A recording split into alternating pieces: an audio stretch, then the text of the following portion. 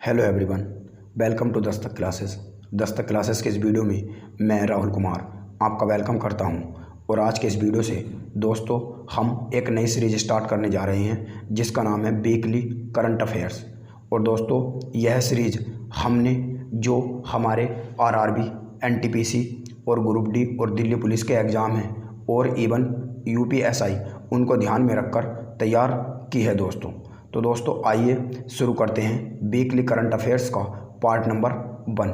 और दोस्तों हम इस सीरीज़ के पूरे मंथ में 8 वीडियो लाया करेंगे जिसमें टोटल हम 150 से 200 क्वेश्चन डिस्कस करने की कोशिश करेंगे दोस्तों। तो ये दोस्तों इसका पार्ट 1 है। तो आइए दोस्तों शुरू करते हैं क्वेश्चन नंबर 1।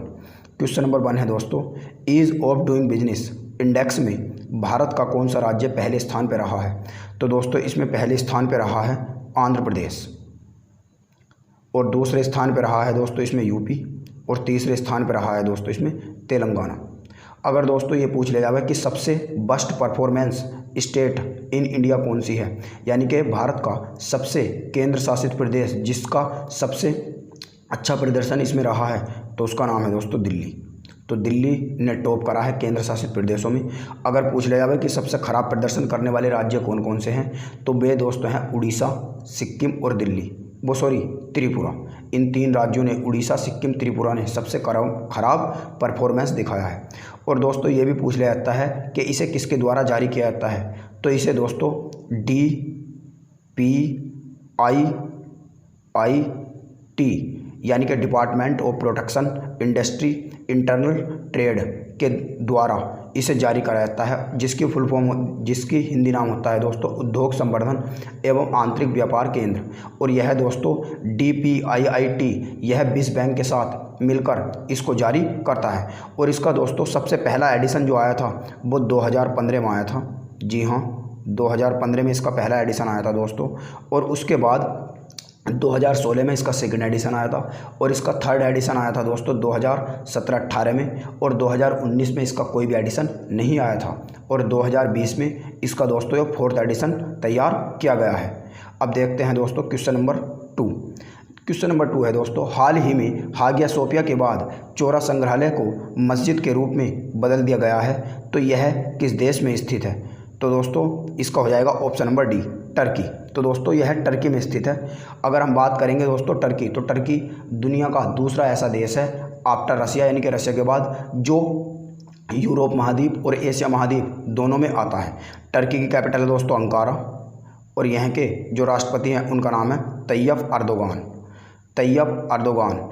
और दोस्तों अगर हम बात करेंगे जो यो मस्जिद के रूप में बदल दिया गया है जिसका नाम है चोरा संग्रहालय, तो दोस्तों इसे बाइजेंटाइन एम्पायर यानी कि बाइजेंटाइन जो साम्राज्य था उसके द्वारा बनाया गया था, और इसे दोस्तों करी संग्रहालय के नाम से भी जाना जाता है। और यह दोस्तों 1000 साल पुराना माना जाता है। आइए दोस्तों अब देखते हैं हम क्वेश्चन नंबर 3 को। क्वेश्चन नंबर 3 है दोस्तों, हाल ही में जल संरक्षण को बढ़ावा देने के लिए जल शक्ति मंत्रालय ने किस पहल की शुरुआत की है। तो दोस्तों यह इसका ऑप्शन हो जाएगा डी, वाटर हीरोज जल शक्ति मंत्रालय यानी कि मिनिस्ट्री ऑफ वाटर ने शुरू करा है। और यह इस मिशन का दोस्तों उद्देश्य जो है जो भारत के राज्यों में जल के लिए जल आंदोलन और देश में जल चेतना को मजबूत करना इसका प्रमुख लक्ष्य है दोस्तों। अब देखते हैं दोस्तों क्वेश्चन नंबर 4 को। क्वेश्चन नंबर 4 है दोस्तों, हाल ही में किस मंत्रालय ने सिविल सेवा क्षमता के निर्माण के लिए कर्मयोगी मिशन की शुरुआत की है, या मिशन कर्मयोगी की शुरुआत की है दोस्तों। तो इसका दोस्तों है केंद्रीय मंत्रालय। इसका सी ऑप्शन सही है, केंद्रीय मंत्रालय यानी कि मिनिस्ट्री ऑफ कैबिनेट ने इसे स्टार्ट करा है। और मिनिस्ट्री ऑफ कैबिनेट जो है इसे चेयर करते हैं हमारे देश के प्रधानमंत्री, जिनका नाम है नरेंद्र मोदी। तो दोस्तों ध्यान रखना, केंद्रीय मंत्रालय या कैबिनेट मंत्रालय के जो अध्यक्ष होते हैं वे होते हैं प्रधानमंत्री। और दोस्तों इसका मुख्य उद्देश्य सिविल सेवा क्षमता का निर्माण करना, यानी कि सिविल सेवा की जो क्षमता है, यानी कि जो यूपीएससी वाले जो आईएएस वगैरह के एग्ज़ाम होते हैं उनमें जो ऑफिसर चुने जाते हैं उनके, जिससे नागरिकों और सेवाओं के कुशल वितरण में पहुंच सुनिश्चित की जा सके। तो इसलिए दोस्तों इस मिशन को शुरुआत की गई है। अब दोस्तों हम देखते हैं क्वेश्चन नंबर 5 को।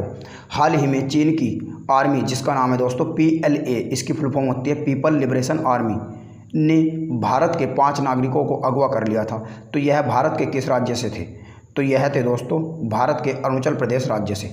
तो दोस्तों हाँ, और दोस्तों एक बात और मैं बता दूं, 1975 यानी कि 1975 में दोस्तों 4 इंडियन सोल्जरों को भी गायब कर लिया गया था। किसके द्वारा? पीपल लिबरेशन आर्मी के द्वारा। तो दोस्तों यह पहली बार नहीं है, तो यह दूसरी बार ऐसा चांस है जिसमें 5 इंडियन को अरुणाचल प्रदेश से पीपल लिबरेशन आर्मी ने अगवा कर लिया है।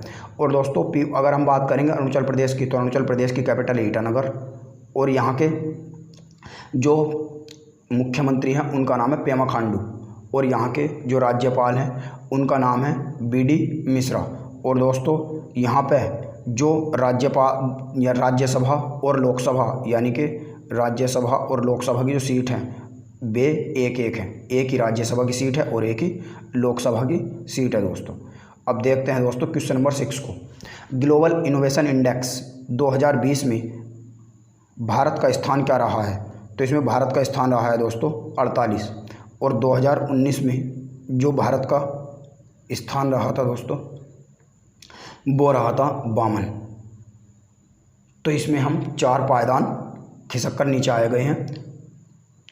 और इसमें दोस्तों पहले स्थान पर अगर हम बात करेंगे, पहले स्थान पर, तो इसमें दोस्तों पहले स्थान पर रहा है स्विट्ज़रलैंड, और दूसरे स्थान पर रहा है स्वीडन, और तीसरे स्थान पर रहा है दोस्तों USA। और दोस्तों इसमें अगर ये आ जावे कि कितनी जो अर्थव्यवस्थाएं हैं या कितने देशों को इसमें काउंट करा गया है, तो इसमें दोस्तों 131 यानी कि 131 देशों को इसमें काउंट करा गया है। और दोस्तों यह जारी की जाती है WIPO के द्वारा। इसका हिंदी नाम होता है विश्व बौद्धिक संगठन संपदा या विश्व बौद्धिक संपदा संगठन रिपोर्ट, और इसकी फुल फॉर्म होती है दोस्तों वर्ल्ड इंटेलेक्चुअल प्रॉपर्टी ऑर्गेनाइजेशन। अब देखते हैं दोस्तों क्वेश्चन नंबर 7 को। क्वेश्चन नंबर 7 है दोस्तों, हाल ही में किस सेना के खेल नियंत्रण बोर्ड को राष्ट्रीय खेल प्रोत्साहन पुरस्कार 2020 मिला है दोस्तों? तो यो मिला है दोस्तों हमें वायुसेना को, वायुसेना। नेक्स्ट क्वेश्चन है दोस्तों, हाल ही में केंद्रीय मंत्रिमंडल ने जम्मू कश्मीर में कौन सी भाषा को आधिकारिक भाषा के रूप में पेश करने वाले विधेयक को मंजूरी दी है? हिंदी, डोगरी, कश्मीरी या सभी? तो दोस्तों इसका क्वेश्चन का सही जवाब है ऑप्शन नंबर डी, यानी कि सभी। हिंदी, डोगरी और कश्मीरी को इसमें तीनों भाषाओं को शामिल किया गया है दोस्तों। और इससे पहले दोस्तों मैं बता दूं कि जो कश्मीरी में, यानी कि जो कश्मीर के अंदर हिंदी और अंग्रेजी, यानी कि हिंदी और इंग्लिश आधिकारिक भाषा के रूप में मानी जाती हैं। तो दोस्तों इन तीनों को इसमें शामिल करने के लिए विधेयक राज्यसभा और लोकसभा में पेश किया गया है। उसके बाद राष्ट्रपति की मोहर लग के यह विधेयक एक्ट में परिवर्तित हो जाएगा। अब दोस्तों देखते हैं क्वेश्चन नंबर 9 को। हाल ही में भारत के रक्षा मंत्री राजनाथ सिंह ने किस देश की 3 दिवसीय यात्रा का दौरा किया है दोस्तों? तो इसका दौरा जो किया है दोस्तों तो यह है रूस। ऑप्शन नंबर ए, रूस की मुद्रा है दोस्तों रूबल, और यहाँ के राष्ट्रपति हैं व्लादिमीर पुतिन, और दोस्तों यहाँ की जो राजधानी है उसका नाम है दोस्तों मॉस्को, यानी कि मॉस्को। और दोस्तों रसिया एक ऐसा देश है जो दुनिया का सबसे बड़ा देश है बाई एरिया, यानी कि क्षेत्रफल के हिसाब से, और यह यूरोप और एशिया महाद्वीप दोनों में आता है। और दोस्तों एशिया महाद्वीप से यूरोप महाद्वीप को जो अलग करते हैं रसिया को, यानी कि रूस एशिया महाद्वीप से यूरोप महाद्वीप को जो अलग करता है वह है यूराल माउंटेन, यानी कि यूराल माउंटेन द्वारा रूस एशिया महाद्वीप से यूरोप महाद्वीप से अलग होता है।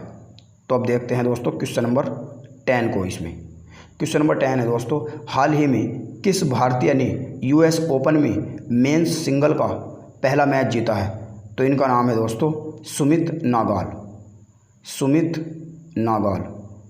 तो सुमित नागाल ने जीता है दोस्तों ऑप्शन नंबर डी। तो सुमित नागाल ने जीता है दोस्तों यो जो पुरस्कार है। और दोस्तों इन्होंने हराया किसा है? इन्होंने हराया है दोस्तों ब्रैडली क्लाइन को, यानी कि ब्रैडली क्लाइन को इन्होंने हराया है। और विश्व रैंक में अगर हम देखें इनका स्थान, यानी कि विश्व रैंकिंग में इनका स्थान जो है दोस्तों वो है 124, यानी कि 124वें स्थान पे हैं। और इनकी कुल 23 साल की उम्र है, तो 23 साल की उम्र में इन्होंने ये उपलब्धि हासिल की है। और दोस्तों अगर आ जाए क्वेश्चन नंबर नेक्स्ट, इसमें इस तरह से भी क्वेश्चन आता है कि सुमित नागाल से पहले किस भारतीय ने यूएस ओपन में मेन सिंगल का पहला मैच जीता था? तो उनका नाम है दोस्तों सोमदेव बर्मन, यानी कि जो इसका सी ऑप्शन है, इन्होंने यो खिताब 2013 में जीता था दोस्तों।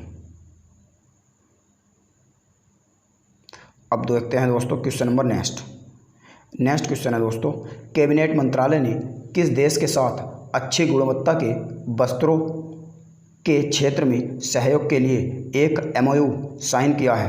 तो इसका नाम है दोस्तों जापान, यानी कि जापान के साथ हमने ये MOU साइन करा है।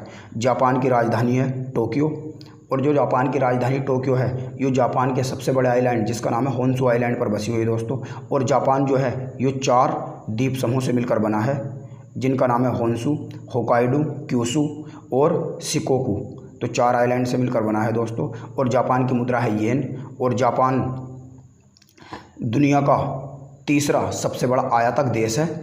किसके हिसाब से? यानी कि वस्त्रों के या कपड़े के हिसाब से दोस्तों, कपड़ों में। और जापान की जो मुद्रा है दोस्तों वो है येन। और जापान के जो प्रधानमंत्री हैं उनका नाम है शिंजो आबे। अब देखते हैं दोस्तों question number next, question number 12 है दोस्तों। इसमें हाल ही में नीति आयोग द्वारा जारी एक्सपोर्ट प्रिपेयरनेस इंडेक्स EPI में किस राज्य ने पहला स्थान ग्रहण करा है? तो पहला स्थान रहा है दोस्तों गुजरात का। इसमें पहले स्थान पे दोस्तों गुजरात रहा है, दूसरे स्थान पे रहा है महाराष्ट्र, और दोस्तों इसमें तीसरे स्थान पे रहा है तमिलनाडु। अगर बात करेंगे दोस्तों हम केंद्र शासित प्रदेश की, तो केंद्र शासित प्रदेशों में जो पहले स्थान पे रहा है वो इसमें भी रहा है दोस्तों दिल्ली। तो दिल्ली इसमें पहले स्थान पे रहा है। और दोस्तों ये जो रिपोर्ट है ये निर्यात के क्षेत्र में भारत के राज्यों के प्रदर्शन के लिए जारी की गई पहली रिपोर्ट है दोस्तों, ये भी आपको याद रखना है। नेक्स्ट क्वेश्चन नंबर 13 है दोस्तों। हाल ही में जारी साइंटिफिक रिपोर्ट के अनुसार अफ्रीकी बाओबाब नामक वृक्ष में कितने गुणसूत्र पाए गए हैं? तो दोस्तों ये खोज जो हुई है इसमें हुए हैं 168, तो इसका बी ऑप्शन करेक्ट हो जाएगा, यानी कि 168 गुणसूत्र इसमें पाए गए हैं अफ्रीकी बाओबाब में। और दोस्तों अफ्रीकी बाओबाब जो है ये अफ्रीका के अलावा ऑस्ट्रेलिया में पाया जाता है। ये जो वृक्ष है दोस्तों ऑस्ट्रेलिया में पाया जाता है। और दोस्तों इसकी जो हाइट होती है वो 5 से 20 मीटर तक होती है। 5 से 20 मीटर तक इसकी दोस्तों हाइट होती है। और दोस्तों इसे ट्री ऑफ लाइफ भी कहा जाता है, ट्री ऑफ लाइफ। तो दोस्तों इसे ट्री ऑफ लाइफ भी इस वृक्ष को कहा जाता है। और यह एक पर्णपाती वृक्ष होता है जो अफ्रीका और ऑस्ट्रेलिया के जंगलों में पाया जाता है दोस्तों। अगर बात करेंगे दोस्तों अफ्रीका में, तो अफ्रीका में दोस्तों टोटल 54 देश आते हैं। जी हाँ, आपने सही सुना दोस्तों। तो अफ्रीका में टोटल दोस्तों 54 देश आते हैं। और अफ्रीका का दोस्तों सबसे बड़ा देश है अल्जीरिया, और सबसे छोटा देश है दोस्तों लोसैथो। अब देखते हैं दोस्तों क्वेश्चन नंबर 14। तो क्वेश्चन नंबर 14 है दोस्तों, हाल ही में संघाई सहयोग संगठन SCO यानी कि संघाई कोऑपरेशन ऑर्गेनाइजेशन 2020 का सम्मेलन कहाँ संपन्न हुआ? तो दोस्तों यह हुआ है रूस में। रूस की मुद्रा है रूबल, यहाँ के जो राष्ट्रपति हैं व्लादिमीर पुतिन, और यहाँ की मुद्रा है रूबल, और यहाँ की जो राजधानी है उसका नाम है दोस्तों मॉस्को। और दोस्तों अगर हम बात करेंगे SCO की यानी कि संघाई कोऑपरेशन ऑर्गेनाइजेशन, तो इसे दोस्तों बनाया गया था 1991 में। और इसका जो हेडक्वार्टर है वो है दोस्तों चाइना की कैपिटल बीजिंग में। और दोस्तों इसमें टोटल मेंबर हैं 8, यानी कि 8 देश इसमें शामिल है, जिसमें भारत भी एक सदस्य देश है। और दोस्तों यो इसका 20 यानी कि 20वां एडिशन था। अब दोस्तों देखते हैं हम क्वेश्चन नंबर, हमारा जो लास्ट क्वेश्चन है 15। हाल ही में अमेरिका ने किस देश के साथ उसके मछुआरों को बचाने के लिए एक रक्षा समझौता यानी कि डिफेंस पैक्ट साइन किया है? तो दोस्तों साउथ कोरिया, फिलीपींस और जापान के साथ तो जो USA है यानी कि आर्मी है उसका एक डिफेंस पैक्ट है बहुत पहले से। तो बचा कौन सा इसमें? अकेला देश बचा वियतनाम। तो यो करा है दोस्तों वियतनाम के साथ। और वियतनाम की राजधानी है दोस्तों हनोई। और दोस्तों इसकी टोटल आबादी है 9.5 यानी कि लगभग 9.5 करोड़ इसकी आबादी है।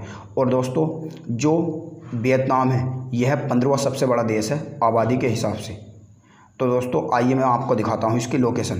तो दोस्तों ये है हमारा प्यारा भारत, और हमारे प्यारे भारत से अगर हम थोड़ा ईस्ट को जाएंगे तो यहाँ पे दोस्तों थाईलैंड को क्रॉस करके यूँ आ जाएगा हमारे पास वियतनाम। और वियतनाम दोस्तों उन देशों में से है।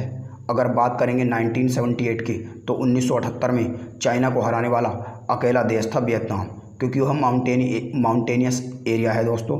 और यानी कि अगर हम वियतनाम की और चाइना की हिस्ट्री देखेंगे तो चाइना वियतनाम को थ्रेटन करता रहता है, और इसीलिए दोस्तों वियतनाम ने यूएसए के साथ यह पैक्ट साइन किया है। तो दोस्तों वियतनाम एशिया महाद्वीप में आता है दोस्तों।